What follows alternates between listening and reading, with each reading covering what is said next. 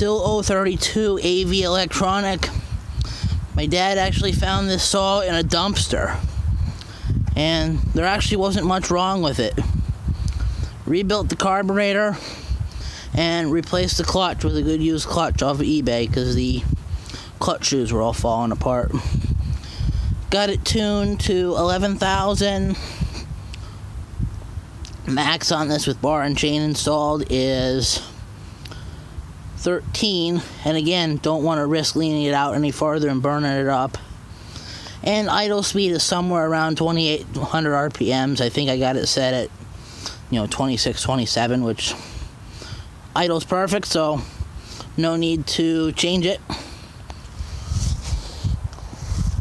Running a 20-inch Stihl bar with rapid super full chisel chain, 3/8 pitch, 50 gauge, and this saw is actually in really nice condition.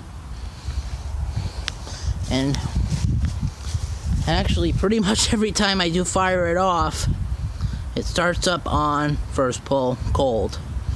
So obviously I've got it tuned right then, and I haven't pulled the muffler off, anything like that. No need to take a look at the piston or anything because thing's got some nice power.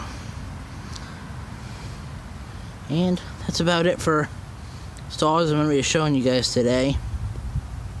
I do actually have one other saw that I've still got to work on that customer at work gave me for free.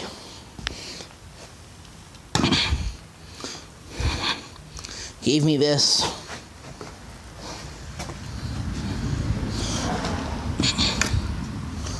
nice old Homelight Super XL.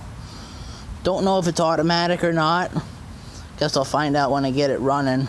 Actually, I already did get the fire on carb cleaner. So this one will probably just be getting a carburetor rebuild, new fuel line, make sure the oiling system works, and probably either have a new chain made for it or sharpen up the chain that's on it now, and obviously get it all tuned up.